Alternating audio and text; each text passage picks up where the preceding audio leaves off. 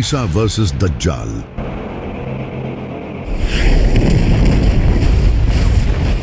ভবিষ্যতের সবচেয়ে বড় যুদ্ধ। যখন ইমাম মাহাদি বিশ্বের সুপার পাওয়ারদের সাথে মিলিত হবেন, তখন হয়তো আমরা সবাই যুদ্ধে লিপ্ত থাকব।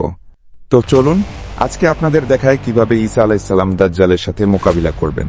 দাজ্জাল সম্পর্কে হাদিসে অনেক বর্ণনা পাওয়া যায়। তার মধ্যে অন্যতম একটি হাদিস হচ্ছে, দাজ্জাল খোরাসান, সিরিয়া এবং ইরাকের মাঝামাঝি কোন এলাকা থেকে বের হবে। নবী করিম সাল্লাল্লাহু আলাইহি ওয়াসাল্লাম বর্ণিত একটি হাদিসে বলেছেন, দাজ্জাল এই পৃথিবীতে আগে থেকেই জীবিত এবং শিকল দ্বারা বন্দী অবস্থায় আছে। হাদিসের বর্ণনা অনুযায়ী একদিন রাসূলুল্লাহ সাল্লাল্লাহু আলাইহি ওয়াসাল্লাম নামাজের পর সাহাবীদের বললেন, আমার কাছে একজন লোক এসেছিলেন যিনি প্রথমে খ্রিস্টান ছিলেন কিন্তু পরে ইসলাম গ্রহণ করেন। ওই ব্যক্তির নাম ছিল তামিম আল দারি। তিনি বলেন, যখন আমার বয়স 30 বছর, তখন আমি আমার বন্ধুদের সাথে সমুদ্রে ভ্রমণ করছিলাম। তারপর হঠাৎ সমুদ্রে এক ভয়ানক ঝড় ওঠে। আমরা কোথায় যাচ্ছিলাম ও কোন দিকে যাচ্ছিলাম কিছুই বুঝে উঠতে পারছিলাম না।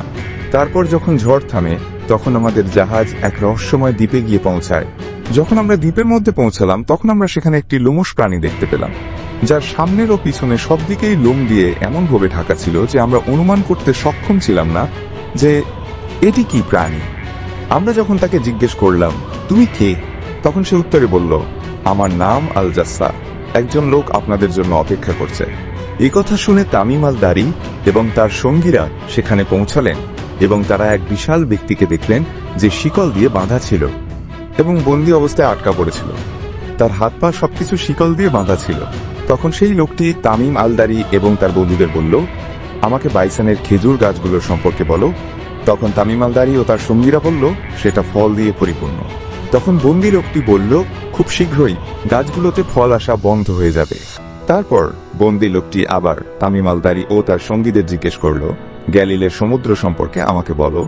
তখন তামিম আল দারি ও তার সঙ্গীরা বলল, তাতে প্রচুর পানি আছে।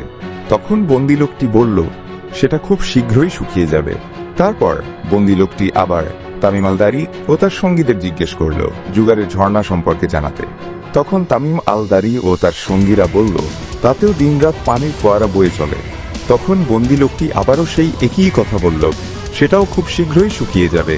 তারপর বন্দী লোকটি আবার তামিম আল দারি ও তার সঙ্গীদের জিজ্ঞেস করল, আমাকে মক্কা ও মদিনায় আবির্ভূত হওয়া সেই নবীর সম্পর্কে বলো, সে কি করেছে। তখন তামিম আল দারি ও তার সঙ্গীরা বলল, তিনি মক্কায় আবির্ভূত হয়ে সেখান থেকে মদিনায় চলে গেছেন। বন্দী লোকটি আবার তামিম আল দারি ও তার সঙ্গীদের জিজ্ঞেস করল, আরবরা কি তার সাথে যুদ্ধ করেছে। তখন তামিম আল দারি ও তার সঙ্গীরা বলল, হ্যাঁ। বন্দী লোকটি আবার তামিম আল দারি ও তার সঙ্গীদের বলল, যদি তারা তাকে অনুসরণ করত তবে তাদের জন্য খুব ভালো হতো। এরপর ওই ব্যক্তি তাকে নিজের নাম জানালো এবং বলল, আমি মসীহ এবং খুব শীঘ্রই আমি বের হব এবং 40 দিনের মধ্যে পুরো পৃথিবী ভ্রমণ করব।